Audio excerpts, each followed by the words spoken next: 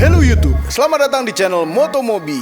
Nah, pada vlog bengkel kali ini membahas tentang tuning. Apakah itu tuning? Apakah diperlukan? Apakah penting sekali? Karena kemungkinan Anda tidak percaya kalau kami yang ngomong, kami silakan Om Turbo yang ngomong mengenai tuning ini.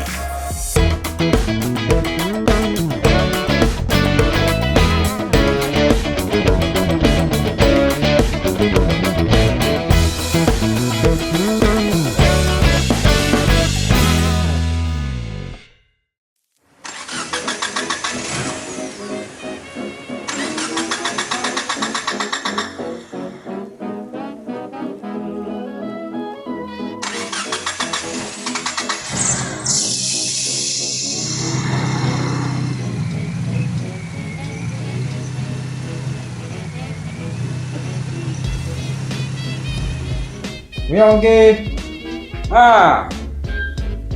Dari mana Mas? Dari basement. Gimana?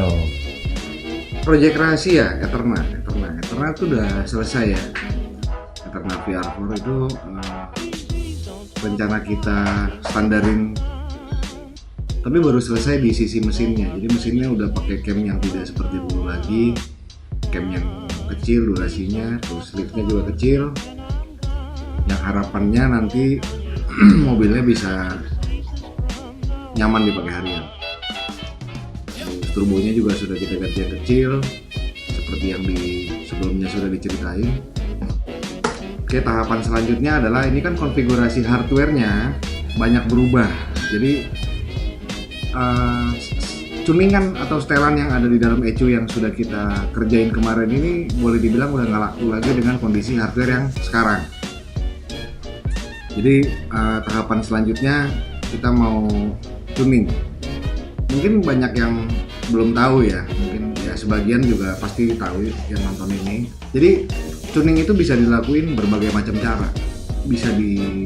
Intinya kita harus membuat sebuah, bukan program ya, macam kayak peta. Jadi seperti melukis sebenarnya.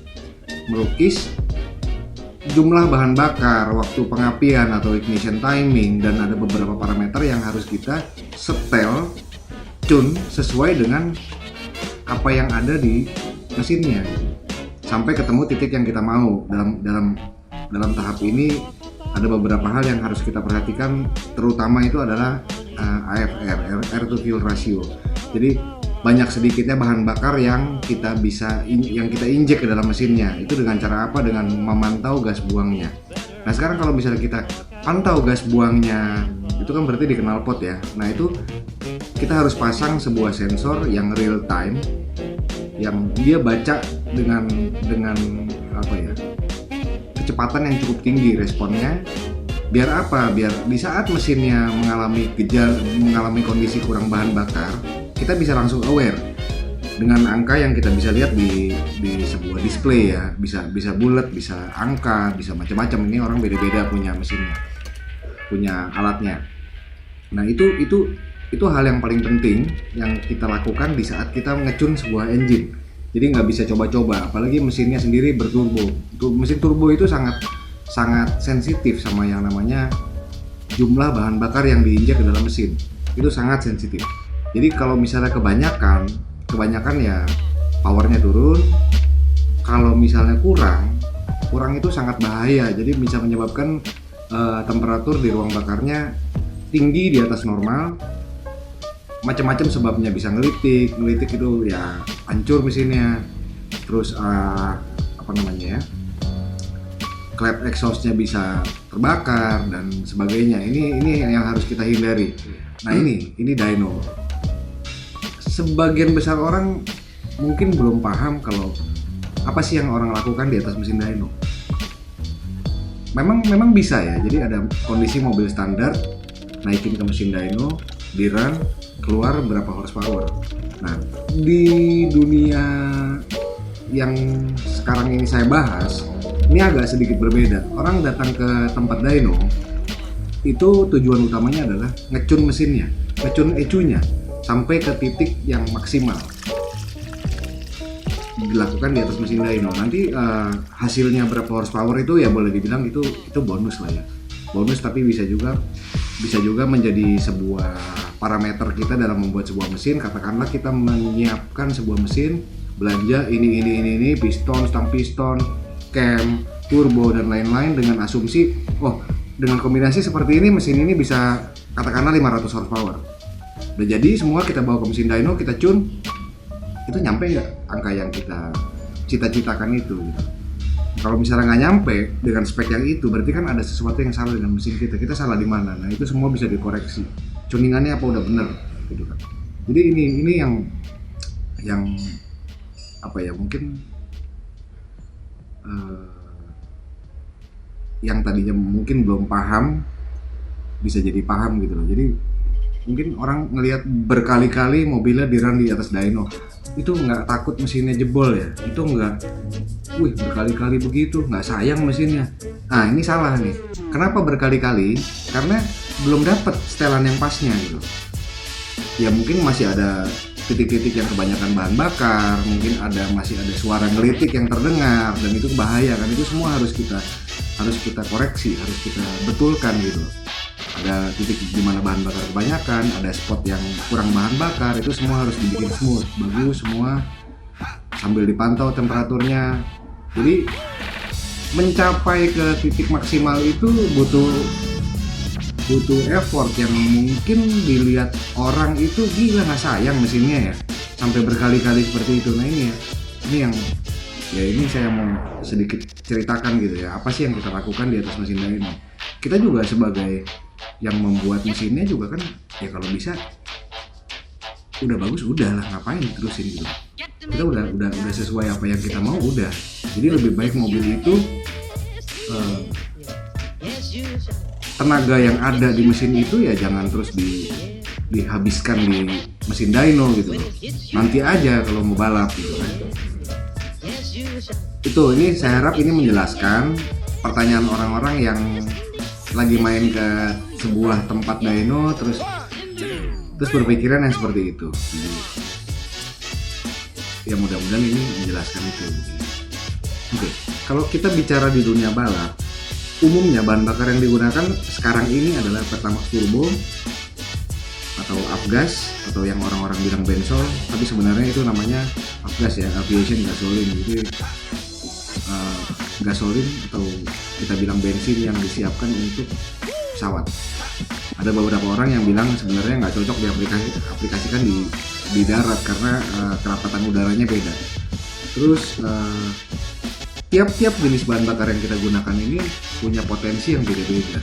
Jadi semakin mahal biasanya, semakin mahal itu kan berarti kandungan komposisi bahan kimia di dalamnya ini kan merupakan sebuah campuran yang sudah paten menurut mereka gitu loh. Seperti halnya VP C16 yang biasanya dipakai di mobil-mobil FFA di Sentul. Ini beda-beda. Jadi kenapa saya bahas ini, apa kaitannya dengan dyno? Jadi bahan bakar yang beda-beda ini memerlukan settingan yang berbeda-beda.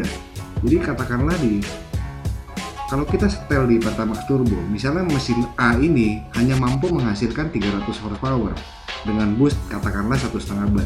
Kenapa sih nggak bisa lebih? Kenapa nggak bisa lebih? Ya boostnya hanya bisa 1,5 bar dengan Pertamax turbo. Lebih dari itu ngelitik, dan ngelitik itu menghancurkan semuanya. Jadi kalau misalnya kita mau power yang lebih dengan kondisi mesin yang sama, bisa aja. Selama turbonya mampu, kita bisa naikin boostnya dari 1,5 bar jadi 2 bar misalnya. Cuman kan ini nanti batasannya ada di bahan bakarnya. Kalau kita mampu mengganti bahan bakar dengan yang lebih bagus,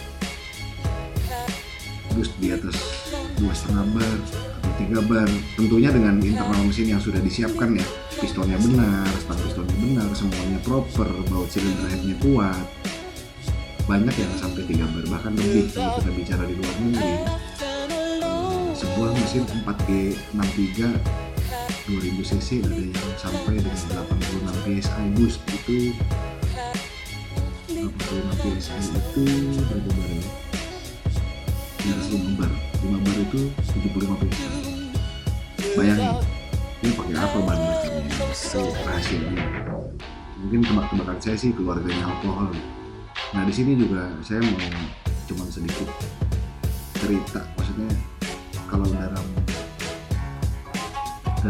sudut pandang kacamata saya ya, banyak orang yang beranggapan dengan mengganti bahan bakar dengan yang lebih bagus, oktananya lebih tinggi, terus harapan mereka tenaganya naik. Ini salah sebenarnya.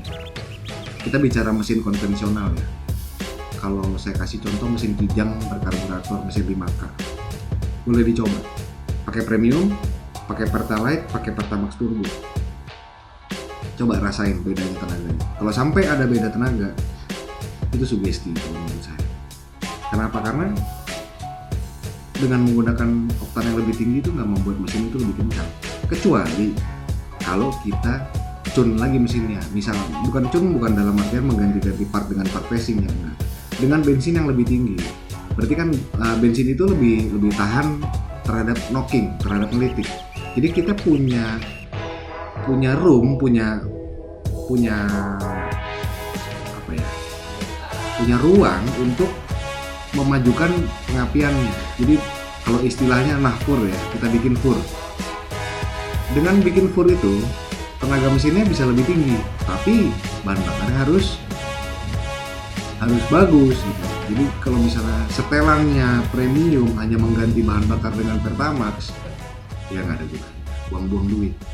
Makanya kenapa dari tadi saya bolak-balik ngomongin ngelitik ya, karena ngelitik ini merupakan sebuah parameter yang kita pakai untuk menyatakan mesinnya ini dalam kondisi yang normal apa tidak gitu. Jadi kalau mesin ngelitik kita paksa itu hancur semua gitu. Nah, mesin modern sudah dilengkapi dengan knock sensor. Ini knock sensor itu adalah sebuah alat yang mendeteksi apabila mesinnya terjadi ngelitik. Kalau di mobil modern, kenapa kita itu benar, saya setuju dengan menggunakan bahan bakar yang lebih bagus, oktan lebih bagus, terus tenaganya naik, itu jelas karena mesinnya sudah pintar. Begitu dia deteksi ada ngelitik, dia pasti turunkan timingnya, turun timing, turun tenaga. Pakai bensin murah, tenaganya murah. Pakai bensin yang mahal, tenaganya bisa lebih tinggi karena mesinnya sudah pintar. Nah ini berlaku juga di semua mesin ya, termasuk mesin motor. Banyak yang beranggapan, wah motornya nggak enak nih pakai premium, motornya nggak enak pakai pertalite, lebih enak pakai pertamax turbo. Enggak. Kalau itu motor sudah injeksi itu ya, saya setuju. Tapi kalau mesin karburator, kecuali kalau setelah ganti bahan bakar, terus mekaniknya setel dikit ya kan, ya itu oke lah. Cuma kalau nggak ada apa-apain, itu banyak. Jadi termasuk teman saya di bengkel, di kantor juga masih ada yang berpikiran seperti itu. Terus sebenarnya agak menyedihkan bagi saya karena punya pemikiran yang kurang tepat, kurang tepat. Jadi, saya rasa sih sementara ini itu dulu. Jadi berhubung kerjaan saya lagi banyak dan saya lagi dikejar-kejar, ini pada kesempatan ini mungkin saya bukan menjelaskan ya, hanya berbagi, mohon maaf apabila ada yang salah, berbagi teori apa yang kita lakukan di atas mesin dyno untuk mengecun sebuah mesin, apa saja yang harus diperhatikan, apa saja yang harus dilakukan. Yaitu tadi, karena saya tidak bisa meninggalkan tempat ini untuk pergi ke tempat dyno, mungkin dynonya ada di vlog berikutnya, sambil ya beberapa ada yang mungkin saya perlihatkan lah apa sih yang saya ocehin pada hari ini. Oke, sekian dulu. Jangan lupa tekan tombol jempol ke atas dan jangan lupa subscribe channel Motomobi. Terima kasih telah menonton. Sampai jumpa minggu depan. Assalamualaikum. Waalaikumsalam. Itulah vlog bengkel hari ini. Karena banyak sekali kesibukan untuk Xenia V8, maka vlog bengkel hanya seperti ini saja. Si Om Turbo ngomong-ngomong. Namun informasinya sangat penting sekali Anda ketahui apabila Anda mekanik, dan sangat bermanfaat sekali Anda ketahui apabila Anda yang punya mobilnya, agar tidak ditipu mekaniknya. Semua ini adalah opini pribadi kami semua. Video ini tidak dibayar oleh siapapun dan apapun yang terlihat pada video ini. Jangan lupa tekan tombol jempol ke atas dan subscribe channel Motomobi, Om Mobi, dan Mas Mobi apabila belum, berikut dengan tombol loncengnya. Share video ini ke seluruh dunia melalui sosial media Anda, dan jangan lupa follow sosial media kami, Instagram kami khususnya. Terima kasih telah menonton.